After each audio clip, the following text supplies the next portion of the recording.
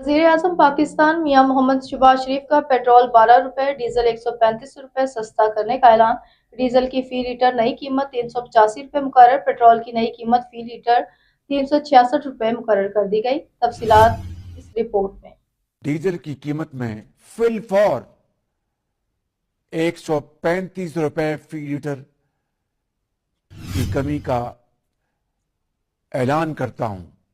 diesel کی قیمت جو اس وقت 520 روپے فی لیٹر ہے، وہ آج رات 12 بجے کم ہو کر 385 روپے فی لیٹر آپ کو ڈیزل مہیا ہوگا، جس سے نہ صرف زرعی شعبے میں آسانی پیدا ہوگی، وہاں پر عام آدمی کے لیے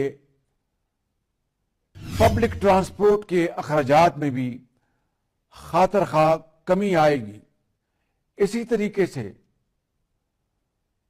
پیٹرول کی قیمت،